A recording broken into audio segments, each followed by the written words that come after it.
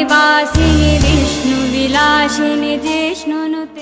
guys, I've never been this happy with another news in the last few months. Ilhan Omar, who is genuinely the scum of the earth, an India hating, Hindu hating, Israel hating, Jew hating Somalian refugee who hates the country that took her in, gave her refuge, and which just happens to be the most prosperous country in the world now, she hates that country as well, just got fired from the Foreign Affairs panel from the United States government for making anti-Israel remarks.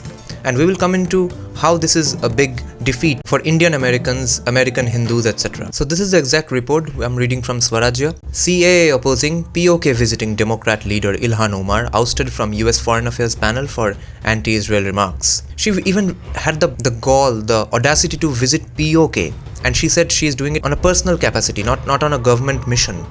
So if it's a personal capacity and she has personal concerns in POK, how is not ISI involved with her? So let's read the report first. Controversial Democrat leader Representative Ilhan Omar was ousted from the influential Foreign Affairs Committee for the US House of Representatives on Thursday, 2nd February for her anti-Semitic remarks, which means anti-Jewish remarks. Omar was ousted because of her controversial tweets drawing comparisons between the United States and Israel to Hamas and Taliban. Yeah, right.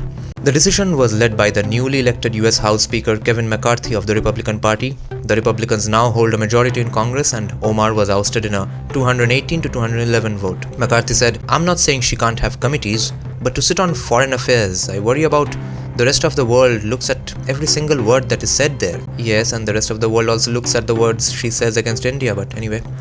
Omar, a representative from Minnesota, which is a den for Somalian refugees, came to the United States in the 1990s as a Somali refugee. She was elected to the US Congress in 2018. Can you believe how ungrateful this woman is? Omar has remained in controversy for her anti-India stance in the last few years, ever since she came out in support of the anti-CAA protests and questioned the abrogation of Article 372. Most recently, she visited Pakistan-occupied Indian Kashmir in April 2022 and met Pakistan Tehreek-e-Insaf head Imran Khan. The trip was seen as tacit support for Pakistan's illegal occupation of the region and its support for terrorism. It drew condemnation from India and the Ministry of External Affairs, called it a violation of India's territorial integrity for quote-unquote narrow political gains. The Biden administration, it's not actually for narrow political gains. She does not have any narrow political gains from this. It's something else she gained from this. You know what I'm talking about. But my point is, in a recent gathering of other Somali refugees in Minnesota, she was booed off the stage for having these anti-USA views, and people started shouting at her that, hey, don't identify with us all the time and we get the blame for you. We are not ungrateful to be in USA. You are. The Biden administration ended up distancing itself from the visit, calling it quote-unquote unofficial and personal. A personal visit to POK is even more problematic. In July 2022, she moved an anti-India resolution in the House of Representatives condemning India's human rights record. Yeah, in POK there's beautiful human rights going on. She said that New Delhi was targeting Muslims, Sikh, Dalits and other minorities, asked the US Secretary of State to designate India as a country of particular concern. No concern in Bangladesh and Pakistan. No such step was taken by the US government though. The persecution of minorities in Pakistan conspicuously remained out of her sight during her visit to Pakistan. And tell me now, why did this happen after she opened her mouth against Israel and not against India? What were the American Hindus doing? What were the Indian Americans doing?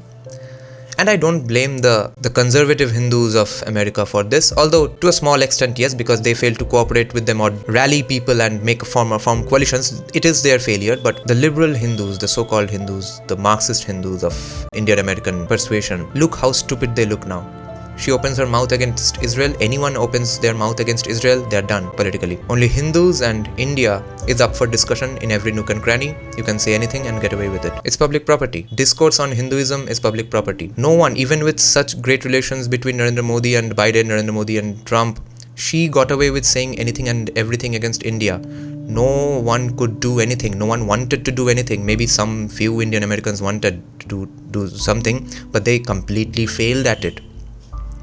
The American Jews are so united that they would not have it. All Republicans and Democrats were going to lose Jewish votes if Ilhan Omar kept opening her mouth against Israel. So learn that, American Indians. Jaya Jaya